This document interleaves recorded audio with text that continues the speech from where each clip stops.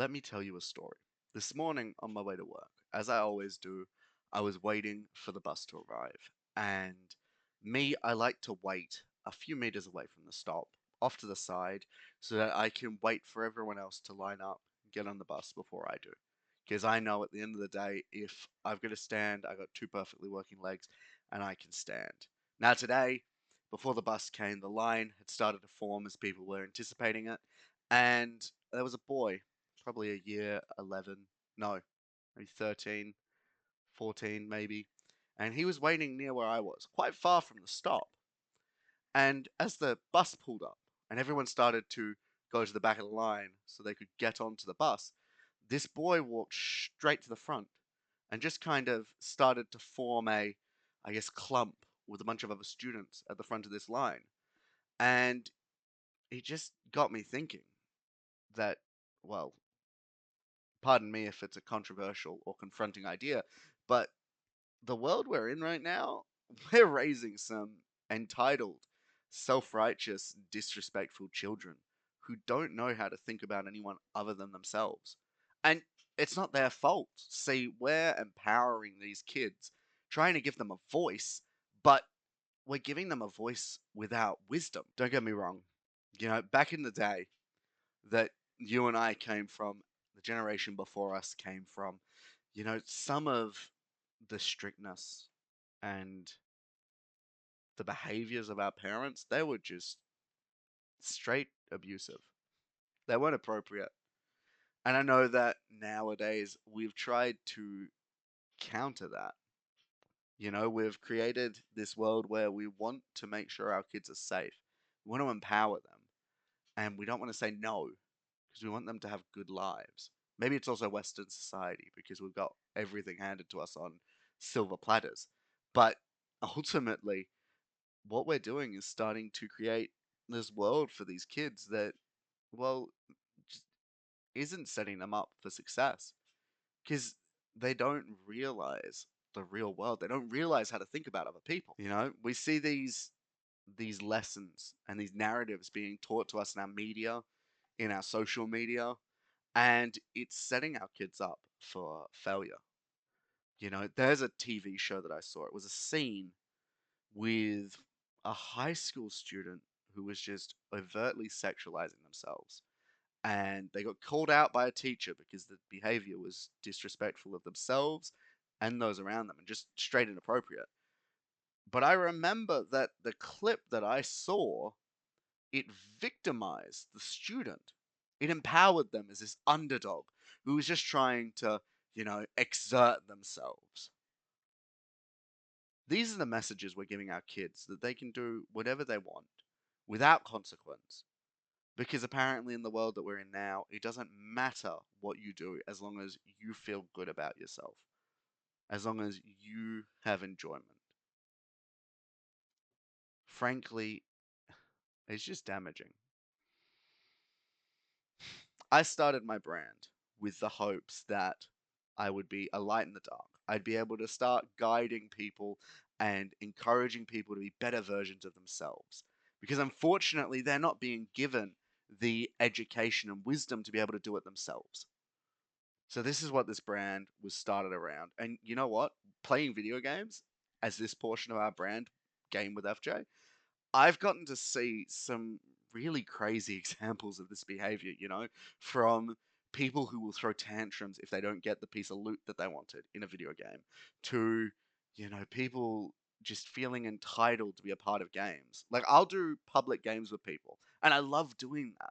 But it gets really difficult for me because sometimes people will come through and they will feel entitled to be a part of the game even though we've got, say, 10, 20 people who want to get in on the game and can't play all at once, these people don't seem to understand if I say, hey, we'll play with this group and then this group, more often than not, half of those people will be like, oh, can I stay on for the next group? And it's like, no, you have to be able to share. You have to be able to allow other people their turn. It's crazy. It's really crazy to think about, you know? But what do we do about it? What do we do about it when Everything is stacked up against us. Even parents, no matter how good a job you do as a parent, there is every likelihood that your child is going to be indoctrinated by the media around them, by their own peers, into just being against you. They're going to learn these poor behaviors whether you're doing your job right or not. And that's really scary. So how? How do we do this? Well, it takes a village to raise a child, they say. So you are responsible for helping to make the change because you have to be the change that you want to see in the world because the world is not going to change for you. For a starter, the biggest thing that we can do for our young people is start saying no. We can't just let kids have whatever they want. At the same time, we can't just say no without justification. You need to educate these kids because it's not their fault. They don't physically know any better because this is how they've been taught to behave. So, what you need to do is if you see one of these behaviors in a child, an adult, and anybody, you gotta say, hey, like that's not really cool. Like, no, like, don't do that. Shut it down. But then try to tell them why. Like, hey, my friend, like, he got here first. He got that piece of loot first. He found it before you did. Now, if you're looking for that particular piece of loot, then let us know and we'll help you find it. But you can't just have it because you want it. They got to it first.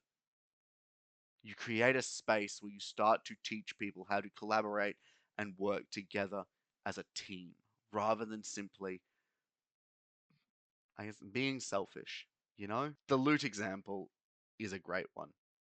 Honestly, the loot example is such a good one because it's one that you see a lot in, well, gaming, from your battle royales to your, people getting the kill first, even. Minecraft and your survival games, they're all resource based. So there's lots of examples there. And in the real world, you see it a lot as well. People who feel entitled to things that they really have no say over. The bus example, the story is a great one. Kids on the buses and on the trains who take up portions of seats, and then when they see someone who needs it more, say somebody who's maybe on crutches or um, even sort of somebody elderly, and kids don't know nowadays that the respectful thing to do is to acknowledge that someone else has more need than they do and get up for them. I understand that there are some kids going through Lord knows what. Maybe they had an exhausting day of just full day physical training if they're into sport or something, so they physically can't stand. Maybe they have a medical or health problem, maybe. But unfortunately, the amount of times that I'm seeing this on the train, either we have an epidemic of children who can't walk, or we have an epidemic of children who simply are too lazy and disrespectful to help those who have more need than them. So, you know, my question to you is how do we do better? How do we be the change in the world that we want to see rather than waiting for the world to change for us? Now, please, I would love for you to comment. I encourage it, in fact. I'd love to hear your thoughts on the topic because right now there's only so much that I can say in a video. And I think that by commenting and starting a conversation, we'll be able to flesh out a lot more information a lot more quickly. Because you might even say a bunch of stuff that I haven't even considered, which would be awesome. I'd love to be able to actually talk about this. So, guys, God bless. Thank you so much for sticking around and being open to this idea with me. And I look forward to seeing what conversation comes from this. Until then, though, see you around, guys.